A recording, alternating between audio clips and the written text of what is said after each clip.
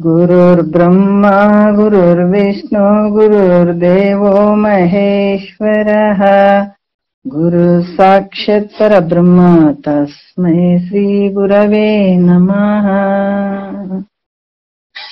ಶ್ರೀ ಜಗದ್ಗುರು ಸಿದ್ಧಾರೂಢರ ಪಾದಕಮಲಗಳಿಗೂ, ಶ್ರೋತ್ರಿಯ ಬ್ರಹ್ಮನಿಷ್ಠ ಸದ್ಗುರು ಬಸವಾನಂದರ ಪಾದಕಮಲಗಳಿಗೂ, ಅವರ ಪ್ರತಿರೂಪದಂತಹ ನಿಜಗುಣಪ್ಪನವರ ಪಾದಕಮಲಗಳಿಗೂ ನನ್ನ ದೀರ್ಘದಂಡ ಪ್ರಣಾಮಗಳನ್ನ ಸಲ್ಲಿಸುತ್ತಾ, ಎಲ್ಲ ಮಹಾತ್ಮರ ಪಾದಕಮಲಗಳಿಗೂ ನನ್ನ ದೀರ್ಘದಂಡ ಪ್ರಣಾಮಗಳನ್ನ ಸಲ್ಲಿಸುತ್ತಾ, ಮನದಲ್ಲಿ ಸ್ಮರಿಸಿಕೊಳ್ಳುತ್ತಾ, ತಮ್ಮೆಲ್ಲರಿಗೂ ವಂದಿಸುತ್ತಾ,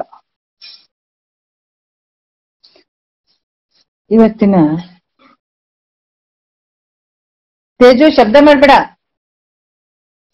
ಇವತ್ತಿನ ಜ್ಞಾನ ಪ್ರತಿಪಾದನಾ ಸ್ಥಳ ಕೈವಲ್ಯ ಪದ್ಧತಿ ಒಳಗ ಜ್ಞಾನ ಪ್ರತಿಪಾದನಾ ಸ್ಥಳ ಆಧಾರದ ವಿಷಯ 42ನೆಯ ಪದ್ಯ ನಡೆದಂಥದ್ದು. ಈ ಕೈವಲ್ಯ ಪದ್ಧತಿ ಒಳಗ ಕೈವಲ್ಯ ಅಂದ್ರ ಮೋಕ್ಷ, ಮೋಕ್ಷ ಅಂದ್ರ ಆನಂದ, ಮೋಕ್ಷ ಅಂದ್ರ ದುಃಖ ನಿವೃತ್ತಿ, ಪರಮಾನಂದದ ಸ್ಥಿತಿಗೆ ಆನಂದ. ಪದ್ಧತಿ ಅಂದ್ರ ದಾರಿ, ಅಂದ್ರೆ ಮೋಕ್ಷವನ್ನ ಪಡ್ಕೊಳ್ಬೇಕಾದಂತ ಮಾರ್ಗ ಇದು ಅಂತ ಹೇಳಿದಂಥದ್ದು ಕೈವಲ್ಯ ಪದ್ಧತಿ. ಇಲ್ಲಿ 5 ಸ್ಥಳಗಳನ್ನ ಇಟ್ಕೊಂಡು ಬಂದಿದಾರ. ಶಿವಕಾರುಣ್ಯ, ಶಿವನ ಕೃಪೆಯನ್ನ ಪಡ್ಕೊಳ್ಳುವಂಥದ್ದು. ನನಗೆ ಬಹಳ ದುಃಖ ಐತಪ್ಪ, ಇದು ಜನನ ಮರಣ ಅನ್ನುವಂತಹ ದುಃಖ ಅಲ್ಲಿ ಗೊತ್ತಾಗಿ, ಈ ದುಃಖ ಗೊತ್ತಾಗ್ಬೇಕಾದ್ರೆ ಜನ್ಮ ಜನ್ಮಾಂತರದ ಪುಣ್ಯದ ಫಲ. ಈ ದುಃಖ ಗೊತ್ತಾಗ್ಬೇಕಾದ್ರೆ ಬಹಳ ದೊಡ್ಡ ಪುಣ್ಯದ ಫಲ ನೋಡ್ರಿ ಅದ. ಈ ಪುಣ್ಯದ ಫಲದಿಂದ ನಮಗ ಅಪ್ಪ ಈ ಜನನ ಮರಣ ಅನ್ನುವಂಥದ್ದು, ಶಂಕರ ನೋಡು ನೀಯನ್ನ ಪರಿಭವದ ಬಾಧೆಯನ್ನು ಕೃಪೆ ಮಾಡು ಬೇಗದೊಳ ಅಭಯವಿತ್ತು ಅನ್ನುವಂಥ ಭಾವ ವ್ಯಕ್ತಪಡಿಸುವಾಗ, ನನಗೆ ಜಗತ್ತಿನೊಳಗ ಯಾರು ನನ್ನವ್ರು ಅನ್ನೋಂಥವ್ರು ಯಾರಿಲ್ಲಪ್ಪ, ಎಂಥ ಒಂದು ಭಾವದಿಂದ ಆ ಭಗವಂತನ ಕೇಳುವಂತ ಪ್ರಸಂಗ ನೋಡ್ರಿ. ಆ ಭಾವದಲ್ಲಿ ಉದ್ಭವ ಆಗ್ಬಿಟ್ಟದ ಸತ್ಯ ಯಾವ್ದು ಮಿಥ್ಯೆ ಯಾವ್ದು ಅನ್ನುವಂಥ ವಿಚಾರ ಬಂದ್ಬಿಟ್ಟದ. ಈ ಸಂಸಾರ ಅನ್ನುವಂಥದ್ದು ಉದಾಸೀನ ಏಸಿಗೆ ಆಗ್ಬಿಟ್ಟದ. ಅದಕ್ಕೆ ಯಾವಾಗ ನನ್ನವರು ಯಾರಿಲ್ಲ ನಿಮ್ಮೊರತು ತಂದೆ ಮನ್ನಿಸಿ ದಾಟಿಸು ಈ ಬಂಧದಿಂದೆ ಅನ್ನುವಂತ ಭಾವ ತುಂಬಿ ಬಿಟ್ಟದ ಯಾರಿಗೆ? ಶಿಷ್ಯನಿಗೆ. ಅವಾಗ ಭಗವಂತ ಕೇಳತನ, ಇದೇನಪ್ಪಾ ಜನನ ಮರಣ ಅನ್ನುವಂಥದ್ದು ಭವಸಾಗರ, ಇದು ಎಷ್ಟೊಂದು ಕಷ್ಟಪಡ್ಲಿ ಅನ್ನುವಂಥ ಒಂದು ದುಃಖ ಅದಗಾದಾಗ ಪರಮಾತ್ಮಗಪ್ಪ ಇದೇನಪ್ಪಾ ಈ ಜನನ ಮರಣದ ಬಾಧೆ, ಹಸಿವು ತೃಷಗಳ ಬಾಧೆ, ವ್ಯಸನ ವೇಳರ ಬಾಧೆ, ದಸೆಗಿಡಿದು ಹರಿಕುಳದ ಬಾಧೆ, ಶಂಕರ ನೋಡೋ ನೀಯನ್ನ ಅಂತ ತನ್ನ ಮನಸಾರತಿ ಕೇಳ್ಕೊಳ್ಳುವಂಥದ್ದು ಶಿವನಿಗೆ. ಆತ ಸುಮ್ಮನೆ ಎಲ್ಲಾ ಕುಂತು ಕೇಳಿ ನಂತರ ಗುರು ರೂಪಾಗಿ ಬಂದು ಜೀವಾತ್ಮನಿಗೆ ಬೋಧನೆ ಮಾಡ್ತಾನೆ ಜೀವ ಸಂಬೋಧನಾ ಸ್ಥಳದಲ್ಲಿ. ಯಾಕಂದ್ರೆ ನೀನು ದುಃಖ ಇದರಿಂದ ಬಂದದ, ನೀ ಬಿಡುಗೋ, ನಿನ್ನ ಏನಿದು ಮೋಹ ಅನ್ನುವಂಥದ್ದು ಐತೆ ನಿನಗೆ, ಈ ಮೋಹದಿಂದ ನಿನಗೆ ದುಃಖ ಐತೆ, ಇದೆಲ್ಲವನ್ನ ಬಿಡುಗೊಳಪ್ಪ ಅನ್ನುವಂಥದ್ದು ಜೀವ ಸಂಬೋಧನಾ ಸ್ಥಳದಲ್ಲಿ ಹೇಳ್ತಾರ. ನೀತಿಯಲ್ಲಿ ನೀತಿ ಕ್ರಿಯಾಚಾರ್ಯ ಸ್ಥಳದಲ್ಲಿ ನೀತಿಯಿಂದ ನಡ್ಕೊ ಅಂತ ಹೇಳ್ತಾರ. ಇವು 3 ನಮ್ಗೆ ಆಗದೆ ಇದ್ದಾಗ ಅವಾಗ ಮನಸ್ಸನ್ನ ಏಕಾಗ್ರತೆ ಮಾಡ್ಕೊಳ್ಳಿಕ್ಕೆ ಯೋಗ ಪ್ರತಿಪಾದನಾ ಸ್ಥಳ ಹೇಳ್ತಾರೆ. ಅಲ್ಲಿ ಇವು 3ಗಿನ ತೀವ್ರ ಭಾವ ಇತ್ತಂದ್ರೆ ಈ 3ರಲ್ಲೇ ಏಕಾಗ್ರತೆ ಆಗಿ ಅಲ್ಲಿ ಮಲವಿಕ್ಷೇಪ ದೋಷ ನಿವೃತ್ತಿ ಆದಾಗ ಆವರಣ ದೋಷ ಕಳ್ಕೊಳ್ಳಿಕ್ಕೆ ಜ್ಞಾನ ಪ್ರತಿಪಾದನಾ ಸ್ಥಳಕ್ಕೆ ಬಂದ್ಬಿಡಕ್ಕಾಗ್ತದೆ. ಯಾಕಂದ್ರೆ ಅಲ್ಲಿ ಏನು ಗೊತ್ತಾಗ್ಲಿಲ್ಲ ನಮಗ. 3 ಸ್ಥಳಗಳು ಶಿವಕಾರುಣ್ಯ ಸ್ಥಳ ಆಗಿರ್ಬೋದು, ಜೀವ ಸಂಬೋಧನಾ ನೀತಿ ಕ್ರಿಯೆ, ನಮ್ಗೆ ಇದೇನು ತಿಳಿಲೇ ಇಲ್ಲ ಅನ್ನುವಂತ ಭಾವ ಇದ್ದಾಗ ಅವಾಗ ಯೋಗವನ್ನ ಮಾಡಿ ಮನಸ್ಸನ್ನ ಏಕಾಗ್ರತೆ ಮಾಡ್ಕೊಳ್ಳುವಂಥದ್ದು. ಆದ್ರೆ ಯೋಗದಿಂದನೇ ಮೋಕ್ಷ ಆಗಂಗಿಲ್ಲ. ಮತ್ತೆ ಯೋಗ ಮಾಡ್ಕೊಂಡು ಜ್ಞಾನಕ್ಕೆ ಬರ್ಬೇಕು, ಮನಸ್ಸು ಏಕಾಗ್ರತೆ ಮಾಡ್ಕೊಂಡು ಮತ್ತೆ ಜ್ಞಾನಕ್ಕೆ ಬರ್ಬೇಕಾಗ್ತದೆ.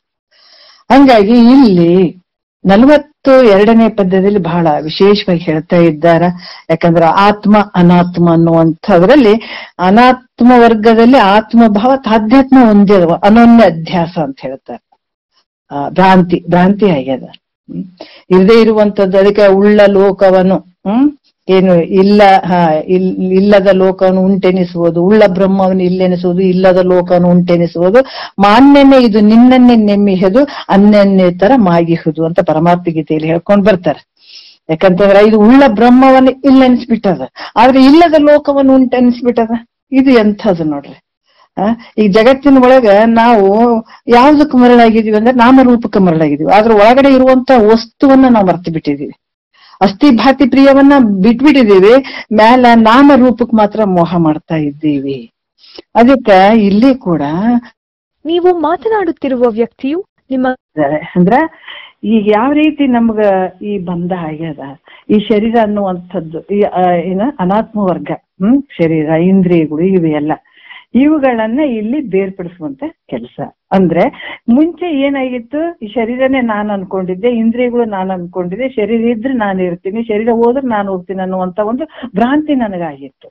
ಆವಾಗ ಸದ್ಗುರು ಮುಖಾಂತರ ಇವಾಗ ನನ್ಗೆ ಗೊತ್ತಾಯ್ತು, ತತ್ವಮಸಿ ವಾಕ್ಯ ಹೇಳಿದಾರ ಅಥವಾ ನೀನ್ ಪರಮಾತ್ಮ ಸ್ವರೂಪ ಅಂತ ಹೇಳಿದಾರ, ಈ ಶರೀರ ಮಿಥ್ಯ ಅದಂತ ಹೇಳಿದಾರ. ಇದು ಯಾಕಂತಂದ್ರೆ ಇದು ನಾಶ ಆಗ್ತದೆ, ಈ ಶರೀರ ನಿಂದಲ್ಲ, ನಂದು ಅಲ್ಲ, ಅದು ಶರೀರ ನನ್ನದೂ ಅಲ್ಲ ಅನ್ನುವಂತ ವಿಚಾರವನ್ನ ಸದ್ಗುರು ತಿಳಿಸಿದ ನಂತರ ಮತ್ತೆ ತಿರ್ಗಾ ಇಲ್ಲಿ ಏನ್ ಮಾಡ್ತಾರ, ಆತ್ಮ ಶರೀರದ ಬಗ್ಗೆ ವಿಚಾರಗಳನ್ನ ನಡೆದಾವಿಲ್ಲಿ. ಹೆಂಗದ, ಎನ್ನೊಡನೆ ಸಮರಸವಿನ್ನು ಬೇಡಲೆ, ಮುನ್ನಿನಂತೆ ತನ್ನುವೆ ನೀನು ಅನ್ಯಯನೆಗೆ. ಏನ್ ಹೇಳ್ತಾ ಇದ್ದಾರ ಆತ್ಮ ನೋಡ್ರಿ, ಎನ್ನೊಡನೆ ಸಮರಸವಿನ್ನು. ಏನು ಎಷ್ಟು ಜನ್ಮ ಜನ್ಮಾಂತರದಲ್ಲಿ ನಾನು ನೀನು ಒಂದೇ ಅಂತ ಅನ್ಕೊಂಡು ಆ ಸಮರಸ ಭಾವದಿಂದ ಕೂಡಿದದಕ್ಕಾಗಿ ನನಗೆ ಇಷ್ಟೆಲ್ಲ ದುಃಖ ಆಗಿತ್ತು, ಇವಾಗ ಗೊತ್ತಾಯ್ತು ನೀನೇ ಬೇರೆ ನಾನೇ ಬೇರೆ, ಇನ್ಮೇಲೆ ನನಗೂ ನಿನಗ ಯಾವ ಒಂದು ಸಮರಸ ಭಾವ ಇಲ್ಲ, ಬೇಡ. ಅದಕ್ಕೆ ಈಗ ನೀನ್ ಹೆಂಗಂದ್ರ ಮುಂದಿನಂತೆ ತನುವೆ ನೀನು ಅನ್ಯವೆನಗೆ, ನೀನ್ ಹೆಂಗದ್ರ ನೀನ್ ನನಗೆ ಬೇರೆನೆ ಇದ್ದೀಯಾ. ಹಂಗಾಗಿ ಅದ್ರ ಅಜ್ಞಾನ ಕಾಲದಲ್ಲಿ ಏನು ನಾನು ನೀನು ಒಂದೇ ಅಂತ ಹೇಳಿದ್ವಿ, ಈಗಿಲ್ಲ, ಈಗ ನೀನೇ ಬೇರೆ ಇದೆ ನಾನೇ ಬೇರೆ ಇದ್ದೀನಿ. ಯಾಕಿಷ್ಟು ನಮ್ಗ ಇದನ್ನ ಪದೇ ಪದೇ ಹೇಳ್ತಾರಂತಂದ್ರ ಒಂದು ಸಲಕ್ಕೆ ಇದು ಅಷ್ಟು ತಲೆಗೆ ಹೋಗಂಗಿಲ್ಲ. ಇದಕ್ಕೆ ಪದೇ ಪದೇ ಪದೇ ಪದೇ ಬೇಕು. ಯಾಕಂದ್ರೆ ಒಂದ್ಸಲ ಉಂಡ್ರೆ ಶರೀರ ಬೆಳೆದ್ ಬಿಡ್ತೀವಿ ನಾವು, ಪದೇ ಪದೇ ಊಟ ಹಾಕಿದಾಗ ಈ ಶರೀರ ಬೆಳೀತದೆ ಇಲ್ಲ. ಆದ್ರೆ ಇದು ಮಾತ್ರ ಒಂದೇ ಸಲಕ್ಕೆ ಒಂದೇ ವಿಚಾರ ಕೇಳಿದಾಗ ನಮ್ಗೆ ಆಗ್ಬಿಡ್ಲಿಕ್ಕೆ ಜ್ಞಾನ ಅಂದ್ರೆ ಖಂಡಿತ ಆಗಂಗಿಲ್ಲ. ಇದನ್ನ ಪದೇ ಪದೇ ಪದೇ ಪದೇ ಬಡಿತಾನೆ ಇರ್ಬೇಕು. ಈ ಮನಸ್ಸನ್ನುವಂಥದ್ದು ಯಾಕಂದ್ರ ಬೇರೆ ಬೇರೆದಕ್ಕೆ ಗಟ್ಟಿಯಾಗಿ ಇಟ್ಕೊಂಡ್ ಕುಂತದ, ಮಿಥ್ಯವಾಗಿರುವಂಥದಕ್ಕೆ ನಾವು ಅದೇ ಸತ್ಯ ಅನ್ಕೊಂಡ್ ಕುಂತದಲ್ಲ, ಅದಕ್ಕೆ ಅದನ್ನ ಬಿಡಿಸಿ ಬಿಡಿಸಿ ಬಿಡಿಸಿ ತೆಗಿಬೇಕೀಗ. ಅದಕ್ಕೆ ಈ ಶರೀರದ ಬಗ್ಗೆ ಹೇಳ್ತಾರ ಅವ್ರು, ನೋಡು ಇನ್ನು ಮೇಲೆ ನನಗೆ ನಿನಗೆ ಯಾವ ಸಂಬಂಧನೂ ಇಲ್ಲ. ಮೊದಲು ನಾನೇ ನೀನು ನೀನೇ ನಾನು ಅನ್ಕೊಂಡು ಬಂದತ, ಇವಾಗ ನನಗೆ ಗೊತ್ತಾಗ್ಯದ ನೀನ್ ನನಗೆ ಅನ್ಯ ಇರ್ಪ ಅಂತ ನಿನ್ನೆ ಒಂದನೇ ನುಡಿಯಲ್ಲಿ ಕೂಡ ಅವ್ರು ಹೇಳಿದ್ರು. ಯಾಕಂತಂದ್ರ ಇಲ್ಲಿ 2ನೇ ನುಡಿ ನಾವು ನೋಡೋಣ ಏನ್ ಹೇಳ್ತಾರ. ಇನ್ನು ನಿನಗೆ ಗೆಳತನ ಸಾಕಪ್ಪ ನನಗ, ನೀನು ಬಹಳ ದುಃಖದಿಂದ ಕೂಡಿದಂತ ಬಂಧ ರೂಪದಿಂದ ಕೂಡಿದಂತ ನೀನು, ಅದ್ರ ನಾನು ಹೆಂಗದೀನಿ ಅಂದ್ರೆ ನಾನು ಮೋಕ್ಷ ಸ್ವರೂಪ ನಾನು ಇದ್ದೀನಿ ಅನ್ನುವಂಥ ವಿಚಾರವನ್ನ ಹಿಂದಿನ ನುಡಿಯಲ್ಲಿ ಹೇಳಿದ್ರೆ 2ನೇ ನುಡಿಯಲ್ಲಿ ಹೇಳ್ತಾರೆ. ಏನ್ ಹೇಳ್ತಾರ ನೋಡೋಣ. ಜಡವೇ ನೀನು ಅಜಡನೆ ನಾನು ಬಹುರೂಪ ಒಡೆದಿಹೆ ನೀನು ಏಕರೂಪ ನಾನು, ಕೆಡುವೆ ನೀನು ಎಂದೆಂದು ನಾನು ನಿತ್ಯನು, ಕಡೆಗೆ ನೀನೇ ಮಣ್ಣು ನಾನೇ ವಸ್ತು ಅನ್ನುವಂಥ ವಿಚಾರವನ್ನ ಇಲ್ಲಿ ಹೇಳ್ತಾ ಬರ್ತಾರೆ. ಏನ್ ಹೇಳ್ತಾರ ಅಂತಂದ್ರ ಬಹಳಷ್ಟು ಅದ್ಭುತವಾಗಿ ಹೇಳ್ತಾರ. ಜಡವೇ ಅಂತಂದ್ರ ಏನ್ ಹೇಳ್ತಾರ, ನೀನ್ ಹೆಂಗಿದ್ದೀಯ ಅಂತಂದ್ರೆ ಜಡರೂಪನಾಗಿರುವಂಥದ್ದು.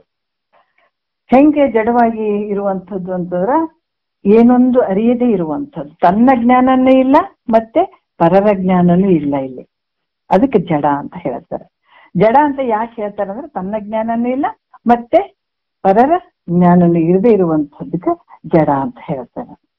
ಮತ್ತೆ ನಾನು ನಿನ್ನನ್ನು ಅರಿವೇನ, ಯಾಕಂತಂದ್ರೆ ಈ ಅಜಡನೆ ನಾನು, ನೀನ್ ಜಡದಿಂದ ಕೂಡಿದಿ. ಯಾಕಂದ್ರೆ ನೀನು ಈ ಶರೀರ ಹೆಂಗದ ಜಡದಿಂದ ಕೂಡಿದಂಥದ್ದು, ಶರೀರದ ಒಳಗಡೆ ಇರುವಂತ ಇಂದ್ರಿಯಗಳು ಇವೆಲ್ಲ ಜಡದಿಂದ ಕೂಡಿದಂಥದ್ದು. ಈ ಮನಸ್ಸಾಗಿರ್ಬೋದು, ಬುದ್ಧಿ ಆಗಿರ್ಬೋದು, ಚಿತ್ತ ಆಗಿರ್ಬೋದು, ಇವೇನ್ ಸಾಧನಗಳು ಅದಾವ, ಇವೆಲ್ಲ ಹೆಂಗದಾವ ಅಂತಂದ್ರೆ ಜಡದಿಂದ ಕೂಡಿದಾವ, ಇವಕ್ಕೇನು ಶಕ್ತಿ ಇಲ್ಲ ಇವಕ್ಕ. ಅದಕ್ಕ ನಿನ್ನ ಜಡ ರೂಪದಿಂದ ಕೂಡಿದಿ, ನಾನು ಹೆಂಗದೀನಿ ಅಜಡ ಇದ್ದೀನಿ ನಾನು. ಯಾಕಂದ್ರೆ ಎಲ್ಲವನ್ನು ಅರಿಯುವಂಥವ್ ನಾನು, ಅದರಿಂದ ನಾನು ಹೆಂಗದೀನಿ ಚೈತನ್ಯ ರೂಪವಾಗಿದ್ದೀನಿ. ಯಾಕಂದ್ರೆ ನಾನು ಎಲ್ಲವನ್ನ ಅರಿತೀನಿ, ಎಲ್ಲವನ್ನ ತಿಳಿತೀನಿ, ಸದ್ರೂಪ ಚಿದ್ರೂಪ ಸ್ವರೂಪ ನಾನೇ ಇದ್ದೀನಿ. ಆದ್ರೆ ನನ್ನನ್ನೇ ತಿಳಿಯುವಂತ ಜಗತ್ತಿನೊಳಗೆ ಯಾವುದೂ ಇಲ್ಲ. ಎಷ್ಟು ಅದ್ಭುತವಾಗಿ ಹೇಳ್ತಾರೆ ನೋಡಿ. ಅದಕ್ಕೆ ನಾನು ಎಲ್ಲವನ್ನ ಅರಿತೀನಿ ನೋಡ್ರಿ. ಎಷ್ಟು ನಮ್ಗೆ ನಿನಗೆ ನನಗೆ ನೋಡಿ ಎಷ್ಟು ವ್ಯತ್ಯಾಸ ಐತೆ ಇಲ್ಲಿ. ಯಾಕಂದ್ರೆ ನೀನ್ ಜಡದಿಂದ ಕೂಡಿದಿ, ನಿನಗೇನು ಯಾವ್ದು ಶಕ್ತಿ ಇಲ್ಲ ನಿನಗೆ. ಆದ್ರೆ ನಾನು ಅಜಡನಾಗಿದ್ದೀನಿ, ನಾನು ಎಲ್ಲವನ್ನ ಅರಿತೀನಿ, ಎಲ್ಲದರಲ್ಲೂ ಇದ್ದೀನಿ. ಆದ್ರೆ ಮತ್ತೆ ನನ್ನನ್ನು ಅರಿಯುವಂಥದ್ದು ವಸ್ತು ಯಾವುದೂ ಇಲ್ಲ. ಮತ್ತೆ ಇಲ್ಲಿ ಕೂಡ ಅಜಡ ನಾನು. ಬಹುರೂಪ ಒಡೆದಿಹೆ ನೀನು, ಏಕರೂಪನು ನಾನು. ನೋಡ್ರಿ ನೀನ್ ಹೆಂಗಿದೆ ಶರೀರ ಬಹುರೂಪ, ಬಹಳ ರೂಪಗಳು ಅದಾವಪ್ಪ ನಿನಗೆ. ಹೆಂಗ ಅಂದ್ರೆ ನಿನಗ ಈ ಶರೀರ ಬಾಲ್ಯ ಅನ್ನುವಂಥ ರೂಪ ಬರ್ತದ, ಬಾಲ್ಯ ಹೋದ ತಕ್ಷಣ ಯೌವನ ಅನ್ನುವಂಥದ್ದು ಬರ್ತದ, ಯೌವನ ಹೋದ ತಕ್ಷಣ ಮುಪ್ಪು ಅನ್ನೋದು ಬರ್ತದ. ಮತ್ತೆ ಅಷ್ಟಾಯ್ತು ಅಂತಂದ್ರೆ ಇದು ಸೊರಗಿದಂಗ ಆಗ್ತದೆ ಈ ಶರೀರ, ಇದು ದಪ್ಪದಂಗ ಆಗ್ತದ, ಇದು ಚಂದ ಕಂಡಂಗ ಆಗ್ತದ, ಚಂದ ಕಾಣ್ಲಾರ್ದಂಗ ಆಗ್ತದ. ಎರಡ ಇದಕ್ ರೂಪ. ಒಂದ್ ಕಾಲದಾಗ ಇದ್ದಂಗ ಇನ್ನೊಂದ್ ಕಾಲದಾಗ ಇರಂಗಿಲ್ಲ ಇದು. ಅದಕ್ಕ ಇದು ಹೆಂಗ ಅಂತಂದ್ರ ಅನೇಕ ರೂಪಗಳನ್ನ ಧರಿಸ್ಬಿಡ್ತದೆ ಈ ಶರೀರ. ಆದ್ರೆ ಇದ್ರಾಗ ಇರುವಂಥವನ್ ಯಾರು? ನಾನು ಯೌವನದಾಗೂ ಬಾಲ್ಯದಾಗೂ ನಾನೇ ಇದ್ದೀನಿ, ಯೌವನದಾಗೂ ನಾನೇ ಇದ್ದೀನಿ, ಮುಪ್ಪಿನಲ್ಲೂ ನಾನೇ ಇದ್ದೀನಿ. ಮತ್ತೆ ಈ ಸೊರಗಿದಿನ ಅನ್ನುವಂಥ ಒಂದು ಭಾವ ಏನ್ ಅನ್ಕೊಂಡಿರ್ತೀವಿ ಶರೀರ, ಅವಾಗೂ ನಾನೇ ಇದ್ದೀನಿ. ದಪ್ಪಾಗಿದ್ದೀನಿ ಅನ್ನೋದ್ರಾಗ ಎಲ್ಲ ನಾನು ಏಕರೂಪವಾಗಿದ್ದೀನಿ, ಎಲ್ಲದ್ರಾಗ ನಾನೇ ಇದ್ದೀನಿ. ನನಗೇನಾದ್ರೂ ರೂಪಗಳು ಬದಲಾವಣೆ ಆಗಿದ್ದಾವೆ ಅನ್ನೋದ್ರೆ ಇಲ್ಲ, ನನಗಿಲ್ಲ, ನಿನಗಾಗಿದ್ದಾವಪ್ಪ. ಅದಕ್ಕ ಇಲ್ಲಿ ಹೇಳ್ತಾರ ಏಕರೂಪನ ನಾನು, ನೀನು ಬಹುರೂಪ ಒಡೆದಿಹೆ ನೀನು, ಏಕರೂಪ ನಾನು. ಕೆಡವೆ ನೀನು. ನಿನ್ ಹೆಂಗಂತಂದ್ರ ಇಲ್ಲಿ ಕೆಟ್ಟು ಹೋಗುವಂಥದ್ದು ನಿನ್ನ ಶರೀರ ಹೆಂಗೈತಂದ್ರ ನೀ ಶರೀರ ಇದೆಲ್ಲ ಕೆಡುವಂಥದ್ದು ಶರೀರ. ಅದಕ್ಕ ಸರ್ಪಭೂಷಣ ಹೇಳ್ತಾರ, ನಂಬಬೇಡವೋ ಮನುಜ ನಂಬಬೇಡವೋ, ನಂಬಿ ಕೆಡುವರುಂಟೆ ಮಣ್ಣ ಬೊಂಬೆಯಂತ ತನುವ ನಿಧನ. ನೋಡ್ರ, ಅದಕ್ಕ ಈ ಶರೀರ ಹೆಂಗ ಹುಟ್ಟಕ್ಕಿಂತ ಮುಂಚೆ ಈ ಶರೀರ ಇತ್ತೇನೋ? ಇಲ್ಲ, ಪ್ರಾಗ್ಭಾವ. ಆದ್ರ ಮಣ್ಣು ಐತೆ, ಆದ್ರ ಗಡಿಗೆ ಹುಟ್ಟಕ್ಕಿಂತ ಮುಂಚೆ ಗಡಿಗೆ ಇತ್ತೇನಂದ್ರೆ ಏನಿಲ್ಲ. ಆಮೇಲೆ ಗಡಿಗೆ ಆಗ್ತದ, ಆಮೇಲೆ ಗಡಿಗೆ ಓಡದ್ಮೇಲೆ ಆದೇನು? ಇಲ್ಲ. ಅದ್ರಾಗ ಹುಟ್ಟೋದಕ್ಕಿಂತ ಮುಂಚೆ ಈ ಶರೀರ ಇಲ್ಲ. ಈಗ ತೋರ್ದಂಗಾಯ್ತು, ಶರೀರ ಹೋದ್ಮೇಲೆ ಮತ್ತಿಲ್ದಂಗ ಆಗ್ಬಿಡ್ತು ನೋಡ್ರಿ. ಹಂಗಾಗಿ ಇಲ್ಲಿ ಕೂಡ ಏನಾಗ್ತದಂದ್ರ ನೀನು ಯಾವ ರೀತಿ ಉತ್ಪತ್ತಿ ಮತ್ತು ನಾಶದಿಂದ ಕೂಡದಂತ ಕೆಡವೆ ನೀನು ಅಂತ ನಿನ್ನೆ ಕೆಟ್ಟು ಹೋಗ್ತಿದೆ. ಯಾಕಂದ್ರೆ ಮತ್ತೆ ತೋರ್ದಂಗಾಯ್ತು, ಮತ್ತೆ ಕೆಟ್ಟು ಹೋಗ್ತಿದೆ. ಮೊದಲು ಇರ್ಲಿಲ್ಲ, ತೋರ್ದಂಗಾಯ್ತು. ಪ್ರಾಗ್ಭಾವ ಪ್ರಧ್ವಂಸ ಭಾವ ಅಂತ ಏನ್ ಹೇಳ್ತಾರ, ಮೊದಲು ಇರ್ಲಿಲ್ಲ, ಆಮೇಲೆ ಗಡಿಗೆ ಹೆಂಗ್ ತೋರ್ತಿ ಮಣ್ಣಿನೊಳಗ ಹಂಗ ಶರೀರ ತೋರ್ದಂಗಾಯ್ತು. ಇದು ಒಡೆದು ಹೋಯ್ತು, ಮತ್ತೆ ಏನ್ ಉಳಿತು? ಬರೀ ಮಣ್ಣು ಉಳಿತು. ಆದ್ರೆ ನೀನ್ ಇದ್ದೀಯೇನು? ಒಡೆದ್ಮೇಲೂ ಇಲ್ಲ, ನಡು ಮಾತ್ರ ತೋರ್ದಂಗ ಆಕತ್ತದ, ಹೊರ್ತಾಗಿ ಮೊದಲು ಇಲ್ಲ ಕೊನೆಗೂ ಇಲ್ಲ ನಿಂದ. ಅದಕ್ಕೆ ಅವ್ರು ಹೇಳ್ತಾರೆ, ಕೆಡುವೆ ನೀನು ಎಂದೆಂದು ನಾನು ನಿತ್ಯನು. ನೋಡ್ರಿ, ನಾನು ಹೆಂಗದೀನಿ, ಯಾವಾಗ್ಲೂ ನಿತ್ಯನಾಗಿರುವಂತ ನನ್ನ ಸ್ವರೂಪ ಐತೆ. ನಾನು ಹೇಗಿದ್ದೀನಿ ಅಂದ್ರ ಮೊದಲೂ ಇದ್ದೆ ನಾನು. ನೀ ಶರೀರ ಬರೋಕ್ಕಿಂತ ಮುಂಚೆನೂ ನಾನಿದ್ದೆ, ಶರೀರ ಬಂದ ಮೇಲೂ ಇದ್ದೀನಿ, ಒಡೆದು ಹೋದ್ಮೇಲೂ ಇದ್ದೀನಿ. ನಾನು ಯಾವಾಗ್ಲೂ ಇರುವಂಥವ್ ನಾನು. ಅದಕ್ಕೆ ಸತ್ತು ಚಿತ್ತು ನಿತ್ಯ ಆನಂದ ರೂಪವಾಗಿ ಏಕರೂಪವಾಗಿರುವಂಥ ನಾನಿದ್ದೀನಿ, ಎಲ್ಲಾ ಕಾಲಗಳಲ್ಲೂ ನಾನೇ ಇದ್ದೀನಿ. ಅದಕ್ಕೆ ನೀನ್ ಹೆಂಗಿದೆ ಘಟದಂಗೆ ತೋರ್ತಿದಿ, ಅದು ಉತ್ಪತ್ತಿಗಿಂತ ಮುಂಚೆ ಇರ್ಲಿಲ್ಲ, ಉತ್ಪತ್ತಿ ಆಗಿ ತೋರ್ದಂಗಾಯ್ತು, ಮತ್ತೆ ನಾಶ ಆದ್ಮೇಲೆ ಇಲ್ಲ ನೀನು. ಅದರಿಂದ ಏನಾಗ್ತದ, ಕಾಲ ಪರಿಚ್ಛಿನ್ನದಿಂದ ಕೂಡಿದ್ರಿಂದ ನೀನ್ ಹೆಂಗಿದೆ? ಅನಿತ್ಯದಿಂದ ಕೂಡಿದಂಥವ್ ನೀನು, ಯಾವಾಗ್ಲೂ ಇರುವಂತವನಲ್ಲ ನೀನು. ಅನಿತ್ಯದಿಂದ ಕೂಡಿದ ಪರಿಚ್ಛಿನ್ನತೆಗೆ ಒಳಗಾದಂಥದ್ದು ನೀನು. ಆದ್ರ ಇಲ್ಲಿ ಕೂಡ ಹೇಳ್ತಾರೆ, ನಾನು ಯಾವ ಒಂದು ಪ್ರಾಗ್ಭಾವ ಪ್ರಧ್ವಂಸ ಭಾವ ಇವು ಯಾವುದಕ್ಕೂ ನಾನು ಒಳಗಾಗದೆ ಇರುವಂಥವನು. ನಾನು ಯಾವಾಗ್ಲೂ ಇರುವಂಥವ್ನು, ಮೊದಲೂ ಇದೀನಿ, ಮಧ್ಯದಲ್ಲೂ ಅದೀನಿ. ಯಾಕಂದ್ರೆ ಮಣ್ಣು ಮೊದಲೂನು ಆದ, ಮಧ್ಯನೂ ಆದ, ಕೊನೆಗೂ ಆದ. ಯಾಕ ಮೊದಲು ಮಣ್ಣಿತ್ತು, ಅದರಿಂದ ಮಡಿಕೆ ಆಗ್ಯದ, ಮಡಿಕೆ ಒಳಗೂ ಮಣ್ಣ ಐತೆ. ಮಣ್ಣು ಮಡ್ದುಗಳನ್ನೇ ಅದು ಮತ್ತೆ ತೀರ ಮಣ್ಣೆ ಆಗ್ತದೆ, ಅದು ಮಡಿಕೆ ಹೋದ್ಮೇಲೆ ಮತ್ತೆ ಮಣ್ಣ ಆಗ್ತದೆ. ಅದೇ ರೀತಿ ಕೂಡ ನಾನು ಹೆಂಗದೀನಿ ಅಂತಂದ್ರ ನಿತ್ಯನಾಗಿದ್ದೀನಿ ನಾನು ಎಂದೆಂದು.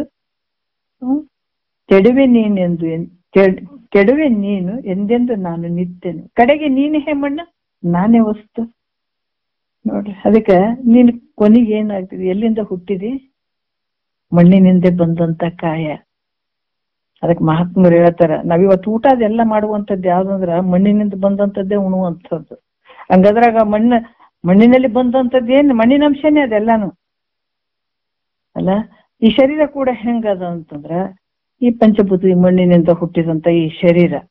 ಯಾಕಂದ್ರ ತಂದೆ ತಾಯಿ ಊಟ ಮಾಡಿದಂತ ಔಷಧಿ, ಈ ಭತ್ತ ಇದೆಲ್ಲ ಬರ್ತಾವಲ್ಲ, ಅದು ಊಟ ಮಾಡಿದ ನಂತರ ಆ ಊಟದಲ್ಲಿ ಇದು, ಯಾಕಂದ್ರೆ ಈ ತಾಯಿಯಲ್ಲಿ ರಕ್ತ, ತಂದೆಯಲ್ಲಿ ವೀರ್ಯಾಗಿ ಅದರ ಮಿಲನದಿಂದ ಆದಂಥದ್ದು ಈ ಶರೀರ. ಅದಕ್ಕೆ ಮಣ್ಣಿನಿಂದ ಆದಂತ ಕಾಯ ಇದು, ಮಣ್ಣಿಗೆ ಸೇರ್ತದ ಕೊನೆಗೆ. ಅದಕ್ಕೆ ಇಲ್ಲಿ ಏನ್ ಹೇಳ್ತಾರೆ, ಕಡೆಯಲ್ಲಿ ನೀನು ಮಣ್ಣಾಗಿ ಹೋಗ್ಬಿಡ್ತಿ, ಮಣ್ಣಾಗ ಮಣ್ಣಾಗಿ ಬಿಡ್ತೀನಿ ನೀನು. ಪಂಚಭೂತದಿಂದ ಆದಂತ ಶರೀರ ಮಣ್ಣಿನಲ್ಲಿ ಆಗ್ತದೆ. ಆಯಾ ಒಂದು ಎಂತ ಅಂಶಗಳದಾವ, ಆಯಾ ತತ್ವಗಳಿಗೆ ಸೇರ್ಬಿಡ್ತಾವ, ಇಲ್ಲ ಅಂತಿಲ್ಲ. ಅದಕ್ಕೆ ನೀನ್ ಹೆಂಗಾಗ್ತದೆ, ಮಣ್ಣಿನಿಂದ ಹುಟ್ಟಿದಂತ ಕಾಯಿ ಮಣ್ಣಲ್ಲೇ ಇದು ಮಣ್ಣಾಗಿ ಹೋಗ್ಬಿಡ್ತದ. ಅದಕ್ಕೆ ನಾನು ಹೆಂಗದೀನಿ, ನಾನು ಸದ್ರೂಪವಾಗಿದ್ದೀನಿ, ಎಲ್ಲದರಲ್ಲೂ ನಾನು ಇದ್ದೀನಿ. ಅದಕ್ಕೆ ನಿನ್ನ ಸ್ವಭಾವನೆ ಬೇರೆ, ನನ್ನ ಸ್ವಭಾವನೆ ಬೇರೆ. ಅದಕ್ಕೆ ತಿಳಿಯದೆ ನಾನು ಇಷ್ಟು ದಿವಸ ನಿನ್ನ ಜೊತೆ ಸಮರಸ ಮಾಡಿದ್ದೆ, ನಿನ್ನ ಜೊತೆ ನಾನು ಫ್ರೆಂಡ್ಶಿಪ್ ಮಾಡಿದ್ದೆ. ಇವಾಗ ನನಗೆ ಗೊತ್ತದ ಇನ್ನ ಮ್ಯಾಲ ನಿನಗೆ ಈ ದೋಸ್ತ್ ಅಂದ್ರ ಈ ಫ್ರೆಂಡ್ಸ್ ಉಳಿಯಲ್ಲ, ನನಗೆ ನಿನಗೆ ಸಮರಸ ಭಾವ ಉಳಿಯಂಗಿಲ್ಲ. ಈಗ ನನಗೆ ಗೊತ್ತಾಗ್ಬಿಟ್ಟದ ನೀನ್ ಹೆಂಗಿದಿ, ನಾನ್ ಹೆಂಗಿದಿ ಅನ್ನೋದು ಗೊತ್ತಾಗ್ಬಿಟ್ಟದ ನನಗೀಗ. ಅದಕ್ಕೆ ಈಗ ನನಗೆ ನಿನಗೆ ಇನ್ನ ಮೇಲೆ ಬೇಡಪ್ಪ, ಸಮರಸ ಬೇಡ, ನೀನೇ ಬೇರೆ ಇದಿ, ನಾನೇ ಬೇರೆ ಇದೆ ಅಂತ ಹೇಳುವಂತ ವಿಚಾರ ಇದು. ದೇಹಕ್ಕೂ ಮತ್ತೆ ಆತ್ಮನಿಗೂ ನಡೆದಂತ ವಿಚಾರಗಳು.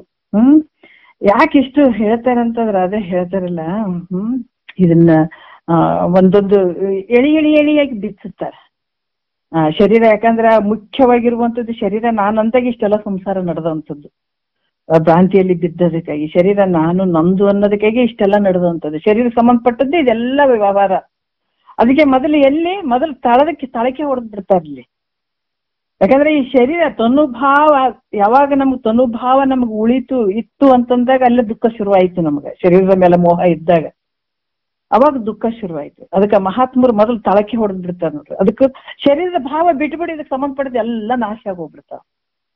ಅದಕ್ಕೆ ಲೈನ್ ಒಂದ್ರ ಮೇಲೆ ಅಡಕಲ್ ಗಡಿಗೆ ಅಂತ ಇಡ್ತಾರೆ ನೋಡ್ರಿ. ಹಳ್ಳಿ ಒಳಗ ಎಲ್ಲ ಕಾಲು ಕಡಿ ಹಾಕಿದ್ದು ಒಂದು ಒಂದು ಒಂದು ಒಡೆಯೋದಕ್ಕೆ ಟೈಮ್ ಹೋಗ್ತದ, ಅದು ಟೈಮ್ ಆಗ್ಬಿಡ್ತಾವ. ಅದಕ್ಕೆ ಕೆಳಗಿನ ಗಡಿಗೆಗೆ ಪಟ್ ಅಂತ ಹೊಡೆದಾಗ ಎಲ್ಲ ಗಡಿಗೆಗಳು ಬಿದ್ದು ಹೋಗ್ಬಿಡ್ತಾವ. ಅದಕ್ಕೆ ಆ ಶರೀರ ಮೊದಲು ನೀನ್ ಅಲ್ಲ, ಆ ಶರೀರ ನಿಂದು ಅಲ್ಲ. ಅದು ಯಾಕೆ ಬಂದಿದೆ ಶರೀರ ಅಂತಂದ್ರ, ಈ ನಿನ್ನ ಪ್ರಾರಬ್ಧ ಕರ್ಮ ಏನಿಂದ ಪಾಪ ಪುಣ್ಯ ಮಾಡಿದಂತ ಪ್ರಾರಬ್ಧ ಕರ್ಮವನ್ನ ಭೋಗಿಸುವ ಸಲುವಾಗಿ ಭೋಗ ಮತ್ತು ಮೋಕ್ಷವನ್ನ ಪಡ್ಕೊಳ್ಳಿಕ್ಕೆ ಬಂದಂತ ಶರೀರ. ಭೋಗನ ಅನುಭವಿಸ್ಬೋದು, ಅದ್ರ ಜೊತೆ ಮೋಕ್ಷವನ್ನು ಕೂಡ ಅನುಭವಿಸ್ಲಿಕ್ಕೆ ಸಾಧನ ಆಗಿದೆ. ಭೋಗವನ್ನ ಅನುಭವಿಸ್ಲಿಕ್ಕೆ ಇದು ಶರೀರ, ಆಮೇಲೆ ಮೋಕ್ಷವನ್ನು ಪಡ್ಕೊಳ್ಳೋಕೆ ಕೂಡ ಇದು ಸಾಧನೆಯಾಗಿ ಬಂದಂತ ಶರೀರ. ಅದಕ್ಕೆ ಇದಕ್ಕೂ ಕೂಡ ತೋರ್ತದ. ಅದಕ್ಕೆ ಬಾಡಿಗೆ ಮನೆ ಇದ್ದಂಗಿದೆ. ಯಾವಾಗ ಬಾಡಿಗೆ ಮನೆಗೆ ನೋಡ್ರಿ, ಅಲ್ಲಿ ನಾವು ಪರ್ಮನೆಂಟ್ ಆಗಿ ಇರ್ತೀವಿ ಅಂತಲ್ಲ, ಇದನ್ನ ಟೆಂಪ್ರವರಿ ಇರುವಂತದ್ದು. ಇಲ್ಲಿ ಪರ್ಮನೆಂಟ್ ಇಲ್ಲ. ನಾವು ಎಲ್ಲದಕ್ಕೂ ಇಂಥ ಒಂದು ಟೆಂಪ್ರವರಿ ಶರೀರದಲ್ಲಿ ಇದ್ಕೊಂಡು ನಾವು ಪರ್ಮನೆಂಟ್ ಕೆಲಸಗಳನ್ನ ನೋಡ್ತೀವಿ. ಯಾವುದೇ ಇಲ್ರಿ ಇದು ಚಂದ ಇರ್ತದೆ, ಕೊನೆವರೆಗೆ ಚಂದ ಇರ್ತದೆ. ಎಲ್ಲ ಪರ್ಮನೆಂಟ್ ಆಗಿ ಕೇಳ್ತೀವಿ ನಾವು, ಇದು ಚಂದ ಇರ್ಬೇಕು, ಕೊನೆವರೆಗೆ ಚಂದ ಇರ್ತದಿಲ್ಲ, ಇದು ಕ್ವಾಲಿಟಿ ಚಂದದಿಲ್ಲ ಅಂತ ಕೇಳ್ತೀವಿ. ಆದ್ರೆ ನಮ್ಮ ಶರೀರ ಟೆಂಪ್ರವರಿ ಇದ್ದಂತ ಶರೀರದಲ್ಲಿ ಪರ್ಮನೆಂಟ್ ಆಗಿರ್ಬೇಕನ್ನೋರು ನಾವು. ಅದಕ್ಕೆ ಮಹಾತ್ಮರು ಇದನ್ನ ಬಿಡಿಸ್ತಾ ಇದ್ದಾರೆ. ಇಲ್ಲಪ್ಪ, ನೀನ್ ಇರುವಂತದ್ದು ಹೆಂಗ ಐತಿ ಆ ಶರೀರ ಅಂದ್ರೆ ಅದು ಟೆಂಪ್ರರಿ ಸಾಧನೆ ಬಂದದ್ದು, ನಿಂದ ಅಲ್ಲದು. ನಿನ್ನ ಪಾಪ ಪುಣ್ಯಕ್ಕನುಸಾರವಾಗಿ ತಯಾರಾಗಿ ಬಂದದ್ದು, ಅದನ್ನ ಅನುಭವಿಸಕ್ ಬಂದದ್ದು. ಪಾಪ ಪುಣ್ಯವನ್ನ ಅನುಭವ ಮಾಡ್ಕೊಳ್ಳುವಂತ ಅನುಭವಿಸೋದು, ಮತ್ತೆ ಆ ಭೋಗಗಳನ್ನ ಅನುಭವಿಸೋದು, ಮತ್ತೆ ಮತ್ತೆ ನಿಷ್ಕಾಮದ ಪುಣ್ಯ ಫಲ ಜಾಸ್ತಿ ಇತ್ತಂದ್ರೆ ಇದೇ ಶರೀರದ ಮೋಕ್ಷವನ್ನು ಪಡ್ಕೊಳಕ್ಕೂ ಸಾಧನೆಯಾಗಿ ಬಂದಂತ ಶರೀರ. ಇಲ್ಲಿ ಮತ್ತೆ ಹೇಳ್ತಾರೆ, 3ನೇ ನುಡಿಯಲ್ಲಿ ಹೇಳ್ತಾರೆ ನೋಡೋಣ. ಒಂದ್ ಅವಸ್ಥೆಯೊಳಿರ್ತೆ ನೀನು, ಅಖಿಲಾವಸ್ಥೆಯೊಂದಿರ್ತೀಹೆ ನಾನು, ಭೂತ ವಿಕೃತಿ ಅಂದವೆನಿಪ ನೀನು, ನಿರ್ವಿಕೃತಿಯಾನು, ಕುಂದು ಹೆಚ್ಚು ನೀನು ಸಮವಾನ. ನೋಡ್ರಿ ಎಷ್ಟು ಅದ್ಭುತವಾಗಿ ನಮ್ಗೆ ತಿಳಿಸ್ತಾರ.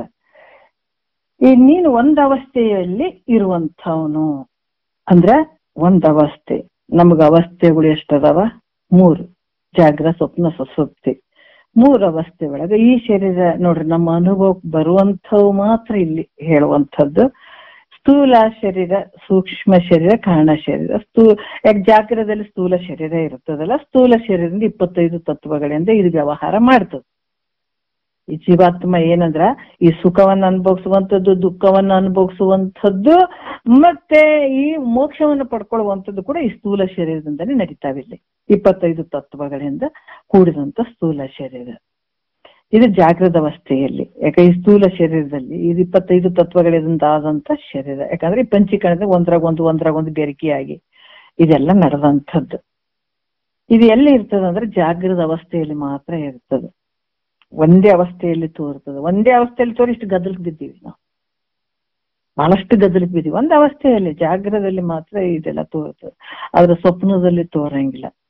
ಸುಸುಪ್ತಿಯಲ್ಲಿ ತೋರ್ತದೆ ಈ ಶರೀರ ಅಂದ್ರೆ ತೋರಂಗಿಲ್ಲ. ಅಂದ್ರ ಒಂದ್ ಅವಸ್ಥೆಯಲ್ಲಿ ತೋರುವಂತ, ಅದಕ್ಕೆ ಒಂದು ಅವಸ್ಥೆಯೊಳು ಇರ್ಪೆ ನೀನು. ನಾನು ಹೆಂಗದೀನಿ, ಅಖಿಲ ಅವಸ್ಥೆಯಲ್ಲಿ ನಾನು ಇದ್ದೀನಿ. ಮುಂಜಾನೆ ಅದೀನಿ, ಮಧ್ಯಾಹ್ನ ಅದೀನಿ, ರಾತ್ರಿ ಅದೀನಿ, ಜಾಗ್ರದಲ್ಲೂ ಅದೀನಿ, ಸ್ವಪ್ನದಲ್ಲೂ ಅದೀನಿ, ಸುಸುಪ್ತಿಯಲ್ಲೂ ನಾನೇ ಇದ್ದೀನಿ. ಅದ್ ನೀನ್ದೆ ಹೆಂಗದ ಹಣೆ ಬರ? ನೀನ್ ಜಾಗ್ರದಲ್ಲಿ ಅಷ್ಟೇ ಅವಸ್ಥೆ ಇದ್ಕೊಂಡೆ ಇಷ್ಟೆಲ್ಲ ಗದ್ದಲಕ್ಕೆ ಹಾಕ್ಬಿಟ್ಟಿದ್ದೀನಿ. ಅದಕ್ಕ ನಿನ್ನ ಈ ತೋರುವಂತ ಸ್ಥೂಲ ಶರೀರ ಜಾಗ್ರ ಅವಸ್ಥೆಯಲ್ಲಿ ಮಾತ್ರ ಇರ್ತದ, ಅದ್ರ ಸ್ವಪ್ನದಲ್ಲಿಲ್ಲ, ಸುಸುಪ್ತಿ ಇರ್ಲಿಲ್ಲ. ಅದಕ್ಕ ನಾನು 3 ಅವಸ್ಥೆಯಲ್ಲಿ ನಾನಿರುವಂತ, ಒಂದು ಅವಸ್ಥೆಯಲ್ಲಿ ನೀನಿರುವಂತದ್ದು. ನಿನಗ ನನಗೆ ಎಲ್ಲಿ ಎಷ್ಟು ಅಂತರ ಐತೆ? ಮತ್ತೆ ನಾನು ಭೂತ ವಿಕೃತಿ, ಯಾಕಂತಂದ್ರ ಒಂದು ನಾನು ಭೂತ ವಿಕೃತಿ ಅಂದವಿನಿಪ ನೀನು ನೋಡ್ರಿ.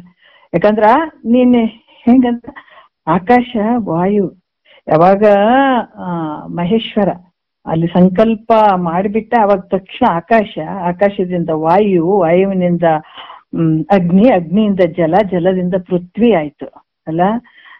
ಹಿಂಗ ಅದರಿಂದ ಇವು ಇಲ್ಲಿ 5 ತತ್ವಗಳಿಂದ ಏನ್ ಕೆಲಸ ಆಗ್ಲಾರ್ದಕ್ಕಾಗಿ ಅದ್ರಾಗ ಆಕಾಶದ್ದು ಅಂತಃಕರಣಗಳು ಪಂಚಕ, ವಾಯುವಿನಿಂದ ಪಂಚವಾಯುಗಳು, ಆಮೇಲೆ ಅಗ್ನಿಯಿಂದ ಜ್ಞಾನೇಂದ್ರಿಯಗಳು, ಮತ್ತೆ ಜಲದಿಂದ ಶಬ್ದಾದಿ ವಿಷಯಗಳು, ಮತ್ತೆ ಪೃಥ್ವಿಯಿಂದ ಕರ್ಮೇಂದ್ರಿಯಗಳು.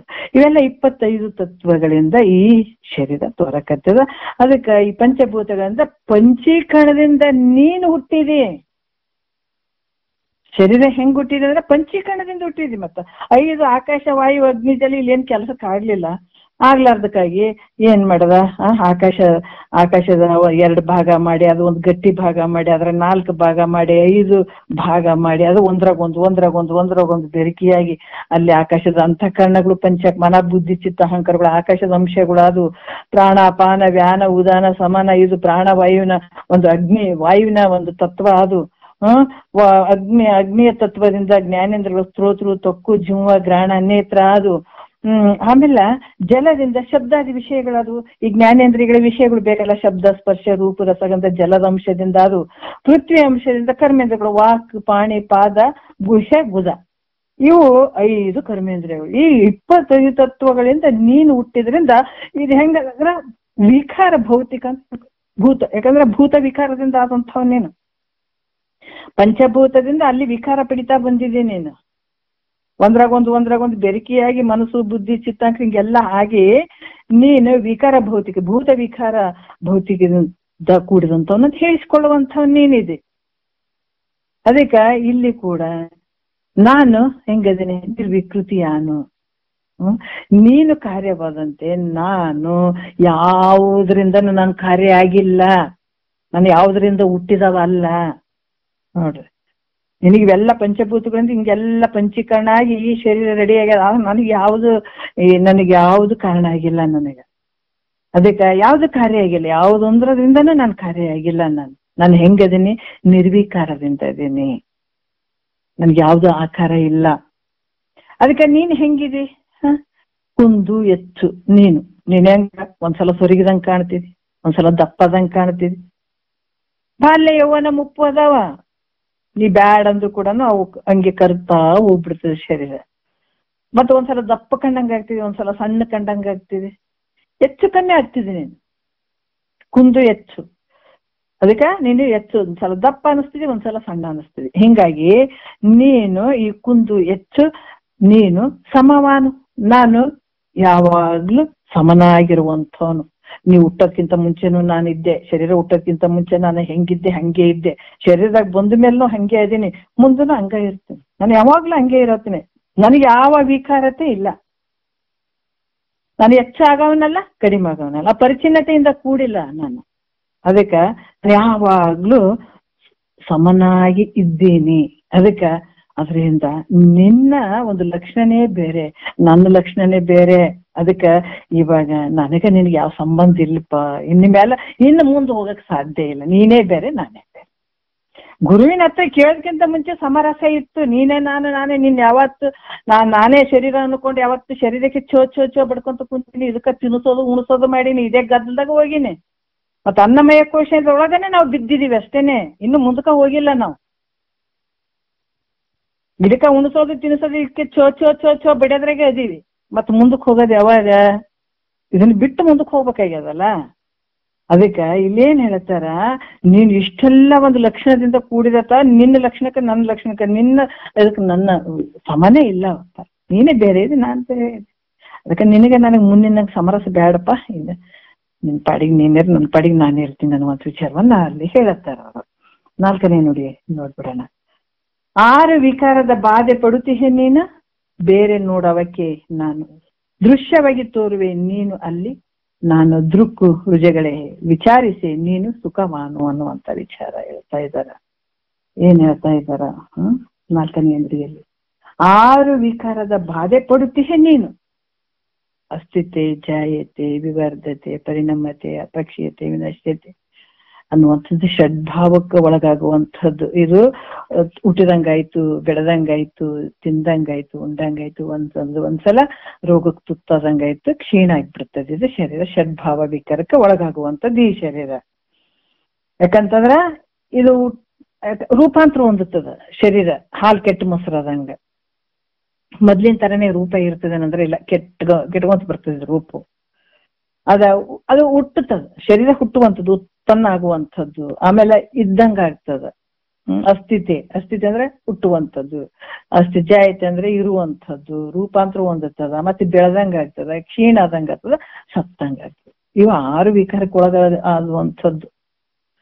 ಇವು 6 ವಿಕಾರಗಳಿಂದ ನೋಡ್ರಿ ಕಷ್ಟವನ್ನು ಪಡುತ್ತಿರುವಂಥದ್ದು ನಿನ್ನಿಂದ. ಯಾಕಂತಂದ್ರ ಎಲ್ಲಾ ಒಂದು ಕಷ್ಟಗಳು ಯಾವ್ದ್ರ ನಿನ್ನಿಂದನೇ ಇಷ್ಟೆಲ್ಲ ಕಷ್ಟ ಶುರುವಾದದ್ದು. ಯಾವಾಗ ಶರೀರದ ಭಾವ ನಮಗಿತ್ತು ಅಂದ್ರೆ ಇದು ಯಾವತ್ತೂ ಕಷ್ಟ ಹೋಗಲ್ಲ ನಮ್ಮಿಂದ. ಅದಕ್ಕೆ ಇಲ್ಲಿ ಹೇಳ್ತಾರ 6 ವಿಕಾರಗಳಿಂದ ನೀನು ಕೂಡಿದಂತ. ಆದ್ರ ಈ ಆಗು ಹೋಗುಗಳ ವಿಕಾರಗಳನ್ನ ನಾನು ನೋಡ್ತಾ ಇದ್ದೀನಿ. ನಮ್ಗೆ ಅನುಭವಕ್ಕೆ ಬರ್ತಿದಿಲ್ಲ. ನಾವು ಬಾಲ್ಯನೂ ನೋಡ್ತೀವಿ, ಯೌವನ ನೋಡ್ತೀವಿ, ಮುಪ್ಪು ನೋಡ್ತೀವಿ. 6 ವಿಕಾರಗಳನ್ನ ನಾವೇ ನೋಡ್ತಾ ಬರ್ತೀವಿ, ಸಾಕ್ಷಿ ರೂಪವಾಗಿ ನೋಡ್ತೀವಿ.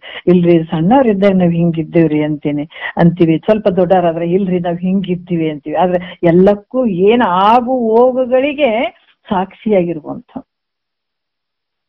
ಮತ್ತೆ ಹೇಳ್ತಾರ, ತಿಳಿಯಲು ಈ ಪರಿ ಬಾಲ್ಯ ಯೌವನ ವಾರ್ಧಿಕಗಳು ತಮ್ಮೊಳಗೆ ವಿಲಕ್ಷಣ ಮುಳ್ಳವು, ತಳೆದು ನೀನೇಕ ರೂಪನು ಬಿಡದಂತವರೊಳಗನು ಸಂಧಾತೃ ಒಹುದರಿಂದ ನಿನ್ನೊಳಿಹುದು ಸತ್ಯ ಪದವು, ಅದನ್ನು ಅನುಭಾವದಿ ನೋಡು ಮನುಜ ನೀನೇ ಮುಕ್ತನ.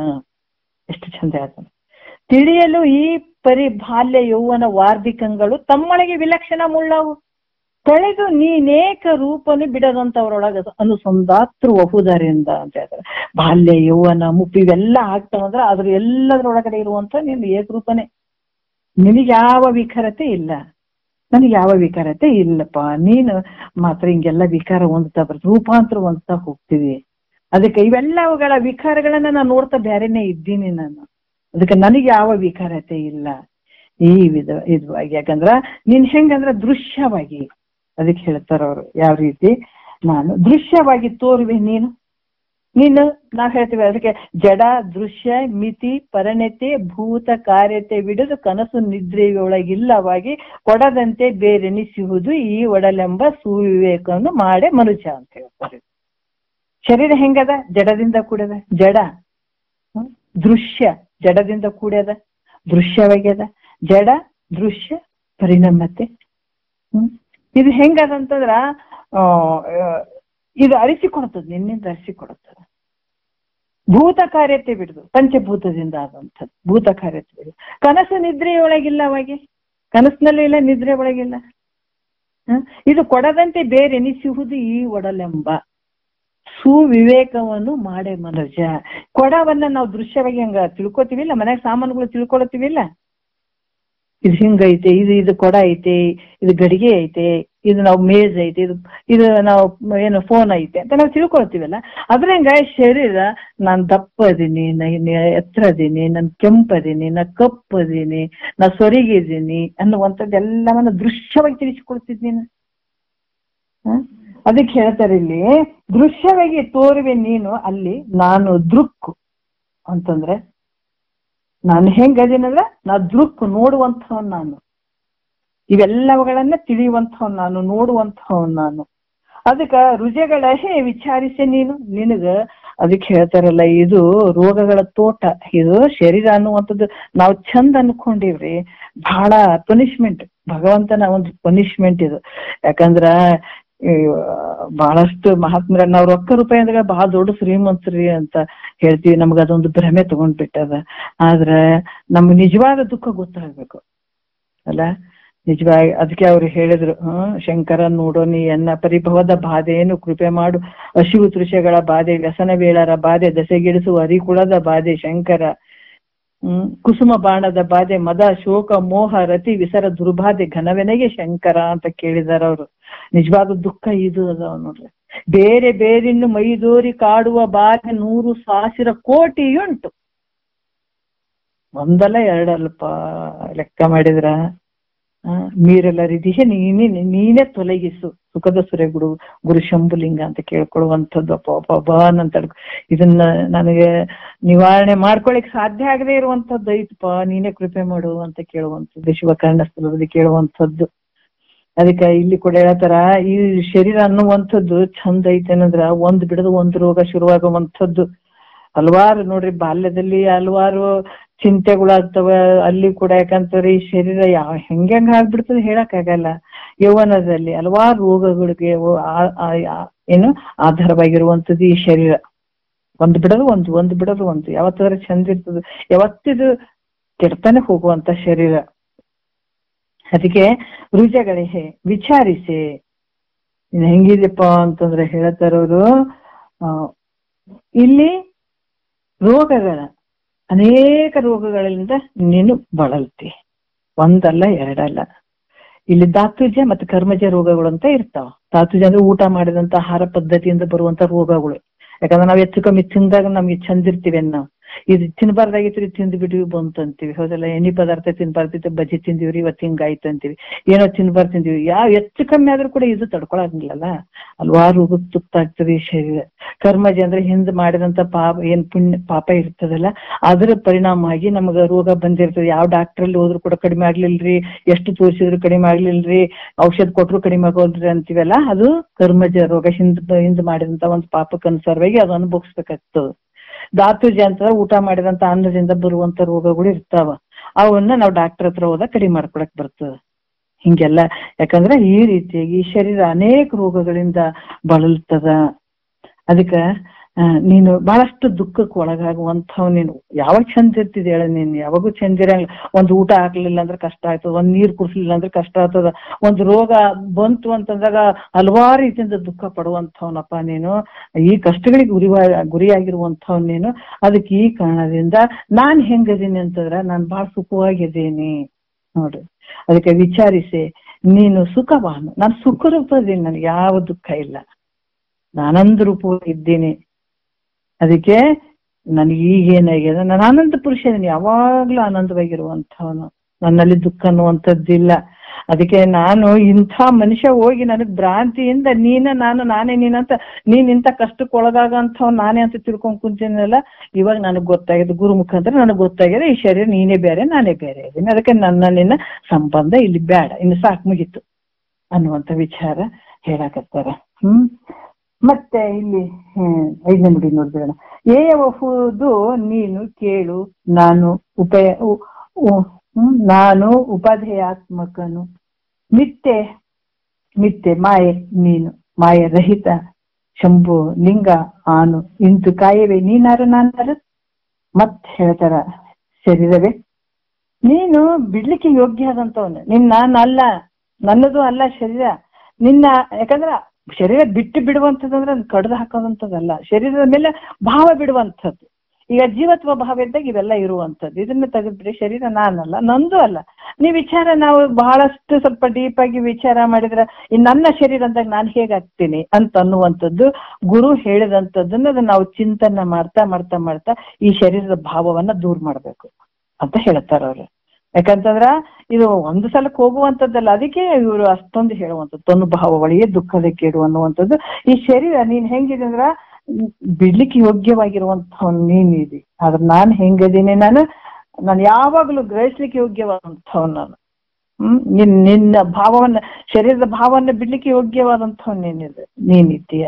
ಆದ್ರೆ ನನ್ನ ಗ್ರಹಿಸ್ಲಿಕ್ಕೆ ಯೋಗ್ಯವಾದಂಥವ್ ನಾನು ಇದ್ದೀನಿ. ಅದಕ್ಕೆ ನೀವು ಉಪಕಾರ ಮಾಡ್ಯದ ಅಂತಂದ್ರಂತ ಅಪ್ಪಾಜಿ ಸಿದ್ದೇಶ್ವರ ಅಪ್ಪಾಜಿ ಹೇಳಿದ್ರಂತ. ನೋಡ್ರಿ ಯಾವ ರೀತಿ ಸಾಕ್ಷಿ ರೂಪ, ಯಾವ ನೆಲೆಯಲ್ಲಿ, ಯಾವ ರೀತಿಯಲ್ಲಿ ಅವರು ನಿಂತಿರ್ಬಹುದು ಅದ್ರಲ್ಲಿ. ಅದಕ್ಕೆ ಇಲ್ಲಿ ಕೂಡ ಹೇಳ್ತಾರ, ಒಂದು ಬಾಲ್ಯ, ಯೌವನ, ಮುಪ್ಪು ಎಲ್ಲಕ್ಕೂ ಸಾಕ್ಷಿಯಾಗಿರುವಂಥವ್ ನಾನು. ಮತ್ತೆ ನಿಮ್ ಮ್ಯಾಲ ಏನೇನ್ ಲೋಕಕ್ಕೆ ಹೋಗ್ತಿದಿ, ನರ್ಕಕ್ಕೆ ಹೋಗೋದು, ಸ್ವರ್ಗಕ್ಕೆ ಹೋಗೋದು, ಏನೇನ್ ಭೋಗಿಸಿದಿ ಎಲ್ಲದ್ರಾಗ ನಾನೇ ಇದ್ದವನೇ. ಮತ್ತೆ ನಿನಗೇನ್ ಬೇರೆ ಬೇರೆ ಶರೀರಗಳು ಬರ್ತಾವ ಮುಂದೆ ಮತ್ತನ. ಯಾಕ ಸ್ವರ್ಗಕ್ಕೆ ಹೋಗ್ಬೇಕಾದ್ರೆ ಬೇರೆ ಶರೀರ ಬರ್ತದ, ನರ್ಕಕ್ಕೆ ಹೋಗ್ಬೇಕಾದ್ರೆ ಬೇರೆ ಶರೀರ ಬರ್ತದ.